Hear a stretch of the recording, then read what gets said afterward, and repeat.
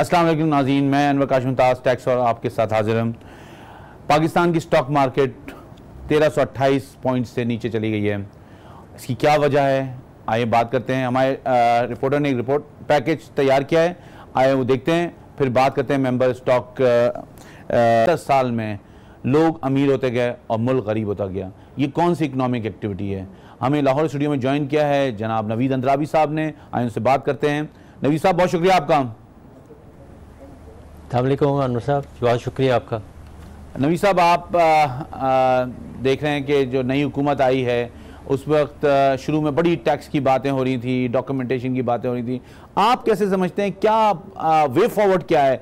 पहले उन्होंने मेरे ख्याल में इन हेस्ट उन्होंने जो है वो एक पाबंदी ख़त्म की थी, फिर वापस लिया है, तो अब कैसे आगे आप देखते हैं, कैसे मामला आगे आपके ख्याल में चलने चाहिए ताकि पाकिस्तान का टैक्स निज़ाम बेहतर हो सके? अनवर साहब, आपने बहुत सही तरफ इशारा किया है। देखिए, इस मुल्क की इक़्तिसादी हालत, अभी आप ज़फ़र साहब से भी बात कर रहे थे कि इतनी हो चुकी है कि हमें IMF के पास जाना पड़ रहा है।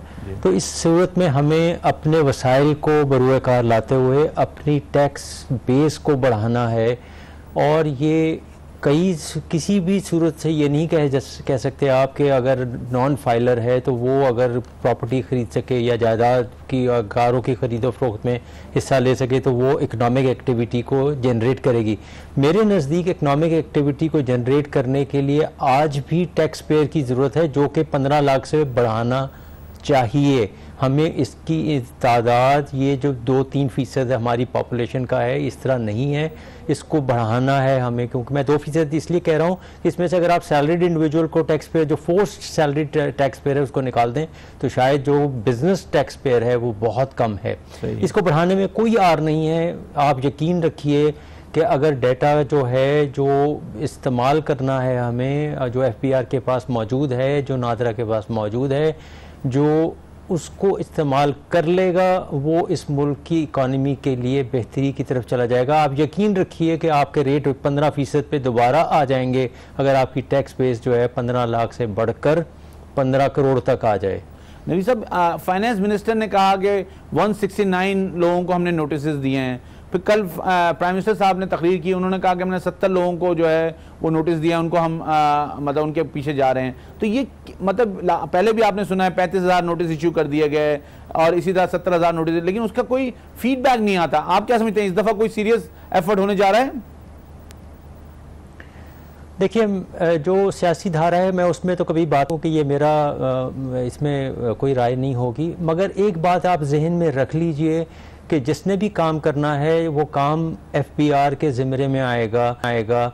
क्या FBR के पास वो इंफॉर्मेशन नहीं है प्रॉपर्टीज़ की जिसके ऊपर उन्होंने करना है? क्या ये 70 लोग या 160 लोग या ऐसे लोग नहीं थे जिनके पास जायदाद दौलत या है और उनको हम पकड़ नहीं सकते थे या उनसे पूछगिछ नहीं कर सकते थे? हमने तो अलमिया तो यह है कि अगर सुप्रीम कोर्ट इस पे सुओ मोटो एक्शन ना लेती तो शायद बाहर की जो जायदादें हैं उसके ऊपर भी हम काम ना कर पाते। हमने तो काम ही सुप्रीम कोर्ट के कहने पे शुरू किया है। और ये इन्फॉर्मेशन आ रही है, ये इन्फॉर्मेशन कंबाइंड रिपोर्टिंग सिस्टम की वजह से आ रही है, अदरवाइज ये इन्फॉर्मेशन FBR नहीं निकाल सकता था। नहीं, नॉट एट ऑल। देखिए, जो ये हमारा FATF का जो कानून है, कंबाइंड इंफॉर्मेशन ट्रांसफ़र है, आप देख लीजिए, अगर ये इन्फॉर्मेशन आई है तो उसका इस्तेमाल भी पूरा नहीं हो रहा। उसके ऊपर आप बताइए कि किसने नोटिस दिए हैं, कितने नोटिस दिए हैं। अब आपने सिर्फ 3 बड़े शहरों में नोटिस निकाले, हो सकता है FBR कहे कि हमने मुल्तान में भी निकाल दिए, हमने साहिवाल में भी निकाल दिए, मगर जायदाद तो पूरे अब लिस्ट मौजूद हैं तकरीबन 3,500 लोगों की सिर्फ दुबई में यानी कि UAE में प्रॉपर्टीज अवेलेबल हैं। तो क्या हम सब ने ऐसा कर लिया है कि उनको नोटिस? हमारे साथ मुल्तान से साबका सदर हैं मुल्तान चैम्बर ऑफ कॉमर्स के, उनसे हम बात करते हैं, हमारे साथ लाइन पे मौजूद हैं। अस्सलाम वालेकुम। वालेकुम अस्सलाम जनाब। उस्मान साहब, बहुत शुक्रिया आपका, आपने हमारे लिए वक्त निकाला। आप बताएं, बिजनेस कम्युनिटी कैसे देख रही है, टैक्स निज़ाम कैसे बेहतर होगा, पाकिस्तान की इकोनॉमी कैसे बेहतर होगी? सर, सबसे पहले जो है जी इशू वो ये है कि टैक्स में नेट में लोग क्यों नहीं आना चाह रहे? जब तक हम इस चीज को एड्रेस नहीं करेंगे हम टैक्स निज़ाम की बेहतरी नहीं कर पाएंगे। उस्मान भाई, आप बताएं क्यों नहीं आना चाह रहे हैं? सर, आज तक एक तो सर मैं ये समझता हूँ कि जो टैक्स की कलेक्शन का निज़ाम है वो रिक्वायर्ड स्किल सेट ही नहीं है हमारे इदारों के पास। सही। हमारे इदारों की जो ट्रेनिंग है वो ये है कि डरा धमका कर टैक्स लिया जाए। ठीक है। अब दुनिया चेंज हो गई है, मीडिया बहुत स्ट्रांग हो चुका है, लोगों को बहुत अवेयरनेस आ गई है, they have come to know their rights. अब लोगों को तरगीब दिलाने की बात है, लोगों को समझाने की बात है, भाई हम सबके माइंडसेट्स में है कि चोरी करना कितना बुरा काम है। सही। और उतना ही बुरा काम टैक्स चोरी करना है जी। जब तक हम ये लोगों के दिलों में ये बात नहीं डालेंगे तब तक लोग आगे। लेकिन आप ये बताएं, आपके ख्याल में क्या क्या क्या ऐसे इकदाम करने चाहिए? क्या सबसे पहले जो किया जाए वो ये किया जाए कि सर FBR के ऑफिसर्स की ट्रेनिंग इस मद पे की जाए कि वो लोगों के साथ फ्रेंडली रहें। ओके। आज तक सर टैक्स नेट में लोगों को जो सबसे बड़ी शिकायत है वो ये आती है कि एक फॉल्स एलिगेशन लगाकर एक बहुत बड़ी डिमांड रेज कर दी जाती है, उसको 3 से 4 साल लगते हैं और वो डिमांड नलिफाई हो जाती है, और इस 3-4 सालों में उसका वक्त भी लगता है और वकला के ऊपर पैसे भी लगते हैं। सही है। क्या आज तक किसी टैक्स ऑफिसर को ये पनिशमेंट हुई है कि यार तुमने एक गलत नोटिस इशू किया था जिसका 3 साल बाद रिजल्ट 0 हुआ और 3 साल हमारा टैक्स पेयर बड़ा जलील? बिल्कुल नहीं हुई, ऐसी कोई सजा नहीं हुई। लेकिन कभी नहीं हुई ऐसी करप्शन। इट्स नॉट करप्शन, मैं करप्शन नहीं कह रहा। उसने कोई गलत आपसे इनकॉम्पिटेंसी आप कह रहे हैं, इनकॉम्पिटेंसी है उसकी। इनकॉम्पिटेंसी भी है, और सर उसके ऊपर जो प्रेशर है कि तुमने टैक्स नेट रेज करना है वो रेज करने का आसान। लेकिन उस्मान साहब मसला ये है कि अगर फ्रेंडली एनवायरनमेंट होगा तो हुकूमत की रिट कैसे कायम होगी? इसलिए कि टैक्स निजाम के लिए रिट होना भी बहुत जरूरी है सर। लेकिन जहां चीजों का गलत इस्तेमाल हो रहा हो उसका चेक एंड बैलेंस भी बहुत जरूरी है। लॉ के मुताबिक होना चाहिए, आप कह रहे हैं? मतलब जो भी चीज लॉ के मुताबिक भी होना चाहिए। और अगर किसी ऑफिसर ने की हिस्ट्री है, हमारे यहाँ एक डेफिनेशन ये है कि जी ये ऑफिसर बहुत शरीफ है, ये बिल्कुल पैसे नहीं खाता, लेकिन वो हर साल 15 बंदों को गलत नोटिस इशू कर देता है, जिसके अगले 3-3 साल उनके जाये हो जाते हैं। अच्छा, आप क्या समझते हैं ये जो एमनेस्टी लाई गई थी ये ठीक थी, और ये क्या एमनेस्टी दोबारा आनी चाहिए? सर एमनेस्टी के कभी भी मैं हक में नहीं रहा। एमनेस्टी आना गलत है, जो बंदा रेगुलर टैक्स पे कर रहा है उसके साथ ज्यादती हो जाती है। लेकिन एमनेस्टी में भी लोग इसलिए नहीं आए कि दे आर अफ्रेड के फ्यूचर आउटकम क्या होगा। ठीक है। क्योंकि वो चीज वही खड़ी है कि अगर टैक्स ऑफिसर्स का अपना एहतसाब, टैक्स ऑफिसर्स की अपनी जो मिसकॉम्पिटेंसी की वजह से, मैं समझ गया उस्मान साहब, मैं आपके नबी साहब आपने सुना उस्मान साहब क्या कह रहे थे कि वो कह रहे हैं कि एमनेस्टी नहीं आनी चाहिए और मतलब टैक्स ऑफिसर को जो है ना उनका भी एहतसाब होना चाहिए। आपका क्या व्यू पॉइंट है इस पे? देखिए मैं इससे मुत्तफिक हूँ। मैं आपको सिर्फ ये बता देता हूँ कि ये सारा निज़ाम जो है ये सिर्फ इसलिए है कि हमारे पास बहुत थोड़े टैक्स पेयर हैं, और जो हमारे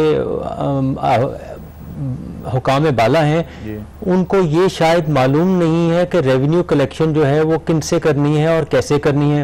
वो क्या कर रहे हैं कि एक टारगेट दे देते हैं कि जनाब इस साल आपको 20% ज़्यादा टैक्स कलेक्ट करना है। वो ऑफिसर क्या करे अगर उसने अब वो 20% करेगा, और वो किससे करेगा?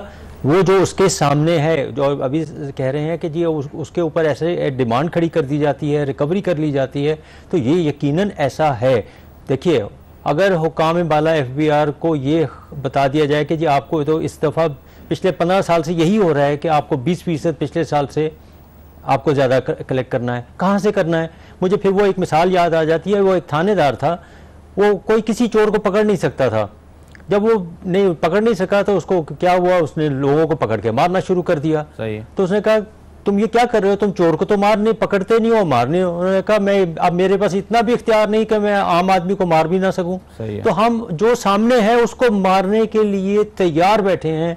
एक दफ़ा नहीं, 2 दफ़ा नहीं, साल में आप कम से कम 4 दफ़ा, यानी कि 4 क्वार्टर में जो सामने है वो थानेदार उसको मार रहा है। बहुत नाज़रीन, हमारा नंबर स्क्रीन पे चल रहा है। आपको कोई सवाल करना है, कोई आप राय देना चाहते हैं तो आप हमें फ़ोन कर सकते हैं लाइव इस वक्त इस प्रोग्राम में। नवीद साहब, अब आप क्या समझते हैं? देखें, आपने इसको कोई ओवर 30 ईयर्स आप इसको एवेलुएट कर रहे हैं, देख रहे हैं इस निज़ाम को। आप क्या समझते हैं, क्या ऐसा पैराडाइम शिफ्ट होना चाहिए, क्या ऐसी चीज़ करनी चाहिए जो कि आगे लेके जा सके? इसलिए कि हम बैक एंड फोर्थ वही काम कर रहे होते हैं।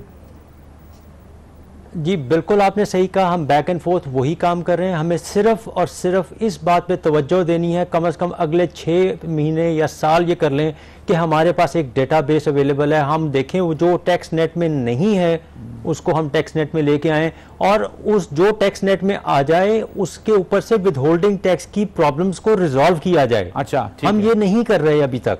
मतलब जो टैक्स नेट में आ जाए उसको विद होल्डिंग से फिर आप कह रहे हैं बरी जिम्मा कर दें उसको, या नहीं, मैं ये नहीं कह रहा जी। आप देखिए, आप एक शख्स जो है जिसके बच्चे स्कूल में जा रहे हैं, जिसके पास गाड़ी है, जिसके पास बैंक में पैसा है, वो हर मद में टैक्स विद होल्डिंग करवा रहा है। ठीक है, ऐसा नहीं होना चाहिए। वो अब और फिर वो आप एडवांस टैक्स भी जमा करवा रहा है। आप और मैं, हम सब क्वार्टरली टैक्स पे कर रहे हैं, और क्वार्टर के ऊपर आपको भी नोटिस आते हैं, मुझे भी आते हैं, हमारे क्लाइंट्स को भी आते हैं, और वो सिर्फ यही कहते हैं कि जो आपने पिछले साल दिया था उससे अब ये 25% बढ़ा के दे दें आप। सही है, ऐसा नहीं हो सकता। ये भी तो देखिए ना, एक जाती है कि एडवांस में टैक्स ले लिया जाता है, और लोगों को साल भर इनकम टैक्स जो है वो तो साल के आखिर में जब इनकम कंप्यूट होगी जब आप पे टैक्स लगेगा, लेकिन ये कि एडवांस में टैक्स ले जाता है, लोगों की ये भी बहुत बड़ी शिकायत है।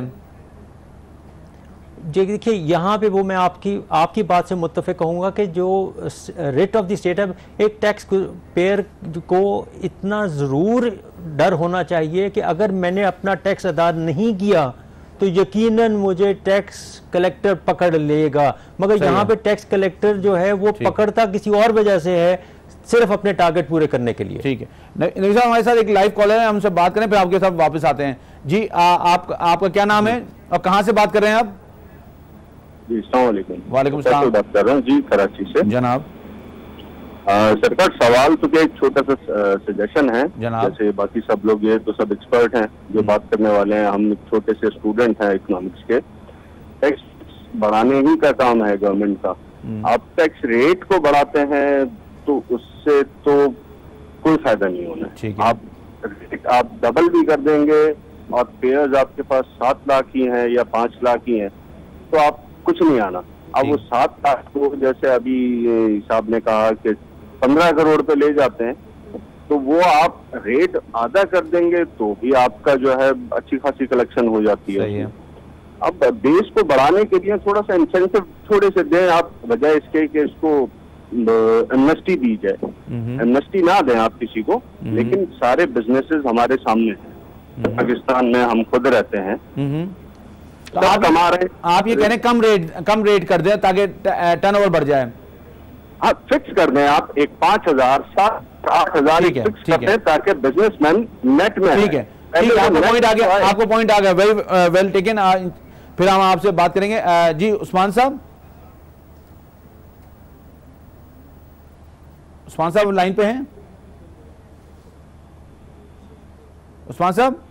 जी मुझे आपकी आवाज जी मैं कह रहा था, आपके ख्याल में क्या ये टैक्स रेट का जो प्रपोजल आया कि टैक्स रेट कम कर दिया जाए, इससे फर्क पड़ेगा?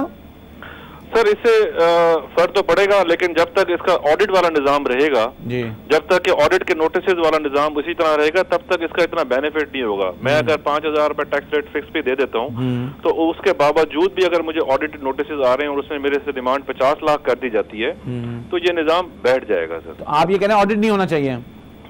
नहीं, ऑडिट होना चाहिए, लेकिन जो ऑफिसर्स अगर गलत रेज कर रहे हैं डिमांड तो उनका पूछताछ भी होनी चाहिए। दूसरी चीज सर मैं यहाँ पे एक ऐड करना चाहूंगा सर, वो ये है सर कि बहुत सारे सेक्टर्स हमें पता है कि they are making very good earnings और वो अपनी अपनी एसोसिएशंस के साथ रजिस्टर्स भी हैं। इसमें बहुत सारे जो सर्विस प्रोवाइडर्स हैं लाइक वकील हजरात हैं, डॉक्टर्स हैं, तो इन एसोसिएशंस के साथ मिलकर हम क्यों नहीं ट्रेस कर सकते इन चीजों को।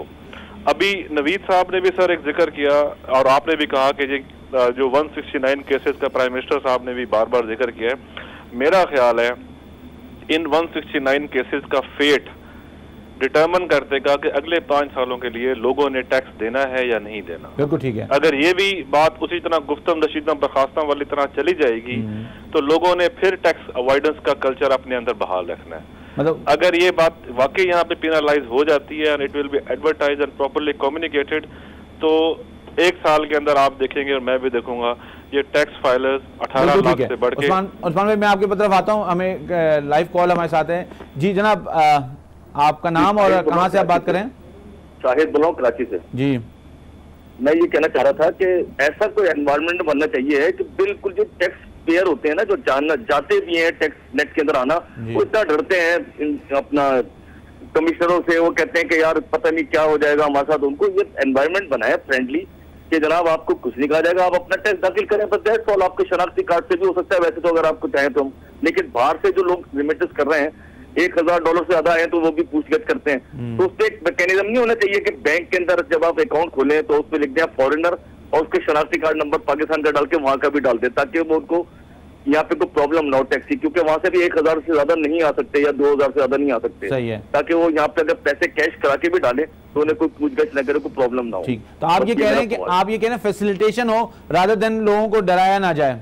हाँ जी बिल्कुल, ऐसी फैसिलिटेशन दें, उनको फ्रेंडली करें, टीवी पे आके टॉक शॉक बकायदा करें कि आपको कुछ नहीं कहा जाएगा, आप बेफिक्र होकर डालें, जो भी डालना चाहें डाल दें, ठीक, कोई मसला नहीं। ठीक है, आपको पॉइंट आ गया जी। नवीद साहब, आपने देखा उस्मान साहब ये कह रहे थे कि ऑडिट नहीं होना चाहिए, अगर होना चाहिए तो ऑफिसर को पता होना चाहिए। मैं कहता हूं ऑडिट होना चाहिए, लेकिन अगर जायज ऑडिट होना चाहिए, ऑडिट होना चाहिए, और उसने जो ऑर्डर पास किया उसकी जिम्मेदारी होनी चाहिए उस पर। देखिए, मैं किसी हद तक उस्मान साहब से मुत्तफिक हूँ। देखिए, अगर कोई ऑफिसर जो है वो ऑडिट कर रहा है तो पहली बात तो ये है कि क्या उस ऑफिसर के पास ऑडिट की सलाहियत मौजूद है। हम आज भी असेसमेंट कर रहे हैं, ऑडिट नहीं कर रहे। सही, पहली बात तो ये है। और ऑफिसर, लेकिन उसकी वजह वही नहीं है नवीद साहब, जो टारगेट्स हैं उनको दिए गए हैं, उसकी वजह से वो ऑडिट की डिटेल्ड उसमें नहीं जा सकते हम।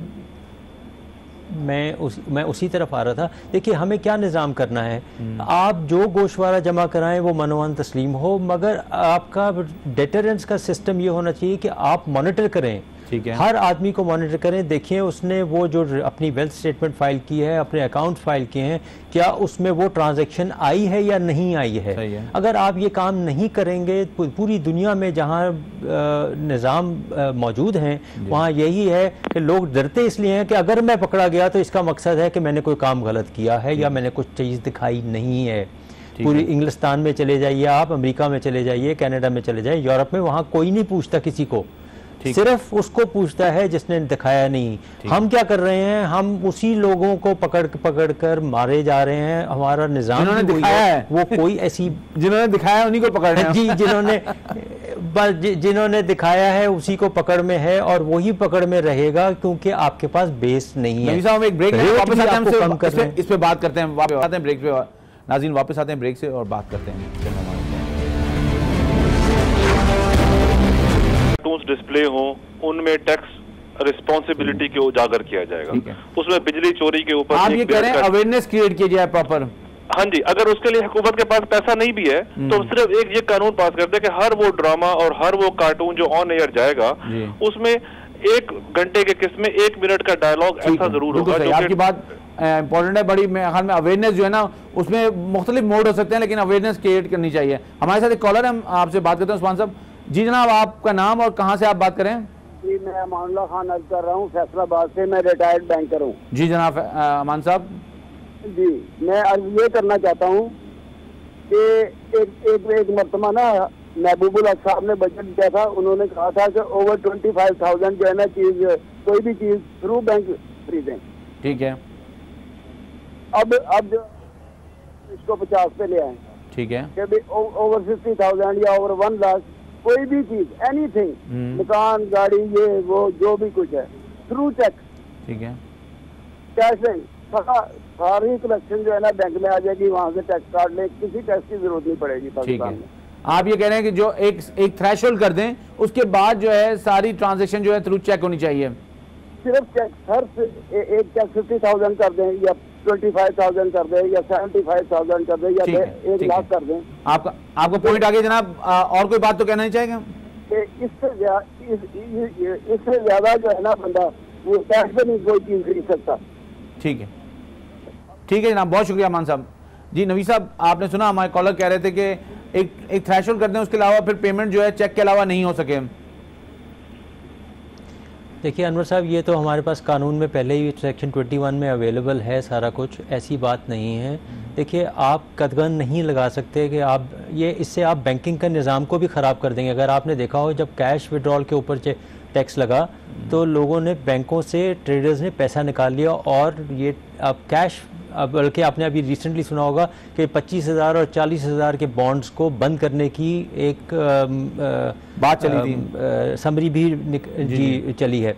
कहने का मकसद ये नहीं है कि आपने कोई ऐसी कदगन लगाने से काम नहीं होता। आप लोगों को फैसिलिटी, जिससे उस्मान साहब भी कह रहे हैं, आपने क्या करना है, आप लोगों को कहें कि आप टैक्स अदा करें, गोशवारा दें, हम आपको ये फैसिलिटी देंगे, मगर आप ना उनको फैसिलिटी दे रहे हैं ना लो रेट देखें। आप सेल्स टैक्स, 4 सूबों में सेल्स टैक्स लगा हुआ है और एक ही शख्स के ऊपर 4 सूबे टैक्स लगाने की कोशिश कर सकते हैं, क्योंकि दोनों तरफ से ये आप वो अवेलेबल है। सर्विसेज की बात कर रहे हैं?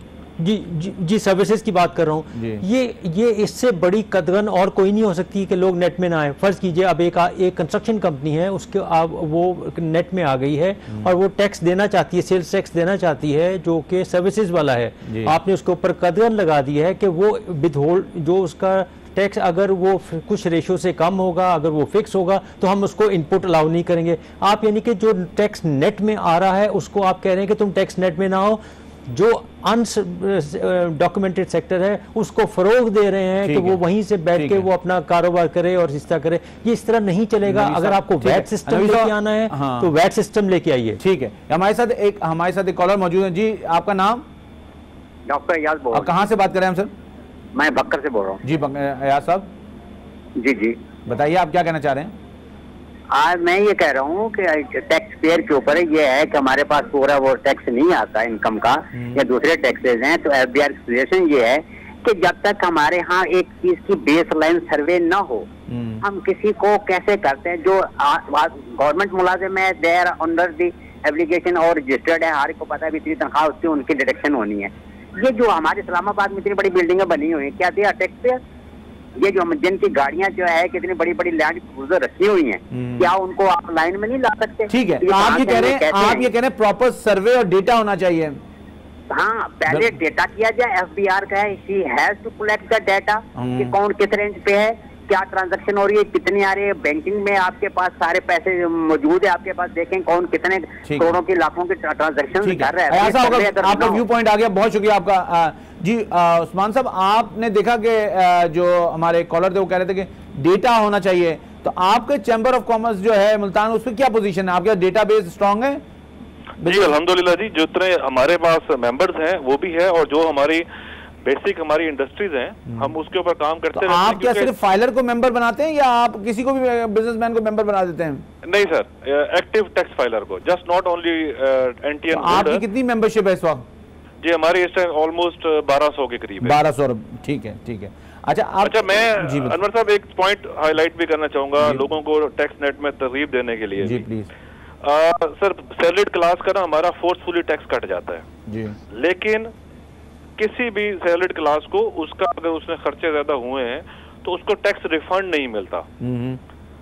ये बहुत जरूरी है, ये कल्चर लाना। हमारे दोस्त बाहर काम करते हैं, वो हमेशा अपने इस अक्टूबर वाले पीरियड में सीख कर रहे होते हैं कि यार कब आएगा टैक्स रिटर्न का टाइम, हम अपने टैक्स रिटर्न फाइल करेंगे और हमें $10,000-15,000 टैक्स रिफंड मिल जाएगा। अच्छा ठीक है। उसको वो अपनी कमेटी समझते हैं, वो बहुत खुश होते हैं कि हमारा फोर्सफुली टैक्स तो कट गया, अब हमें टैक्स रिफंड मिलेगा। तो हम आपके ख्याल में टैक्स अगर कट रहा है तो रिफंड का भी निजाम उतना ही अच्छा होना चाहिए? अब नहीं, राइट है ना जी, अगर मेरा टैक्स कट गया है, अगर 100 रुपए मेरा टैक्स कट गया है और मैंने 20 टैक्स रेट को कम करेंगे। मैंने जिस तरह आपसे अर्ज किया कि आपके ऊपर सेल्स टैक्स भी है, आपके पास प्रोविंशियल सेल्स टैक्स भी हैं और आपके पास विद होल्डिंग टैक्स की प्रोविजन तकरीबन कोई 50 के करीब विद होल्डिंग की प्रोविजंस हैं। 68 है। और अब एक नया काम भी है जी अब आपने बिल्कुल सही फरमा दिया। अगर 58 आपके पास विद होल्डिंग प्रोविजन हैं तो आप किस तरह उनसे पैसा, अभी सेल्स टैक्स की बात नहीं हो रही, आप इसको निकाल दीजिए,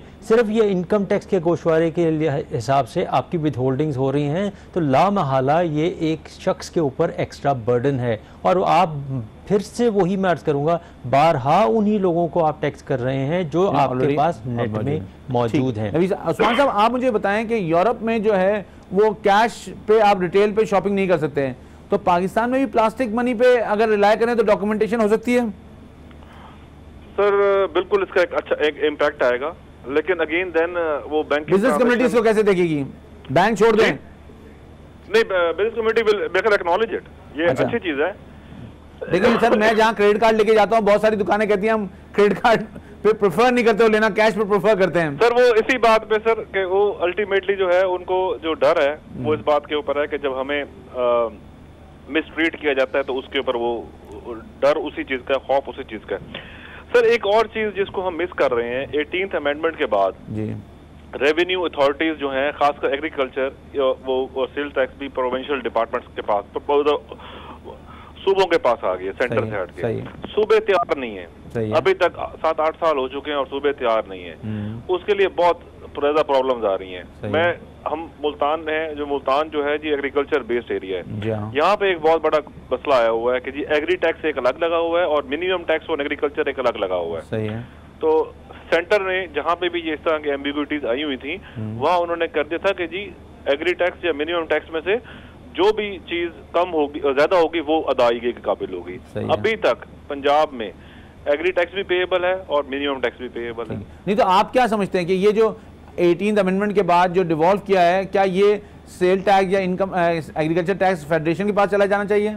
नहीं, इनके पास ही रहना चाहिए। ये बहुत अच्छी चीज है, जितनी ज्यादा डिसेंट्रलाइजेशन हो उतनी ज्यादा अच्छी चीज है, लेकिन इनका स्किल सेट डेवलप होना चाहिए। ठीक है, ठीक है। 7 साल होने को आ गए, स्किल सेट डेवलप ही नहीं हुआ जी अभी तक। नवीद साहब आपका क्या ख्याल है कि जो 18th अमेंडमेंट के बाद जो टैक्स मैटर्स जो हैं वो डिवॉल्व किए हैं, तो उनको किस तरह एड्रेस किया जाना है ताकि लोगों के लिए परेशानी कम हो? अनवर साहब, मेरा इस पे व्यू टोटली मुख्तलिफ है, क्योंकि देखिए उस्मान साहब दो मुख्तलिफ चीज़ों की बात कर रहे थे। एग्रीकल्चर टैक्स फ़र्क है और सर्विसेज सेल्स टैक्स फ़र्क है जी। सर्विसेज सेल्स टैक्स में एक आपने भी देखा होगा, ओरिजिनेशन एंड लैंडिंग दोनों के ऊपर टैक्सेशन है जी। हाँ। इसका मकसद ये है कि अगर पंजाब से कोई आदमी सर्विस दे रहा है सिंध में, अपना उसका रेसिपिएंट वहाँ पे है, तो उसको सिंध वाला भी टैक्स कर लेगा और पंजाब वाला भी टैक्स कर लेगा। तो लिहाजा 16% या 17% दोनों तरफ टैक्स लग जाएगा, यानी कि एक चीज़ के ऊपर 32% टैक्स लग जाएगा। लामहला ये चार सूबों में अगर कोई कर रहा है तो हो सकता है उसको हर ओरिजिनेशन और लैंडिंग के ऊपर कोई ना कोई प्रॉब्लम, कम से कम 32% तो जाता है। मुझे आप ये बताइए कि 32% टैक्स कौन अदा करेगा? कोई भी नहीं अदा कर सकता, ये तो बिजनेस की वायबिलिटी खत्म हो जाती है। लेकिन मैं ये कह रहा हूँ कि आप क्या समझते हैं, आप क्या प्रपोज करते हैं? कोई नेशनल टैक्स पॉलिसी का इजरा होना चाहिए, लोगों को बैठ के कंसेंसस डेवलप करना चाहिए इस पे?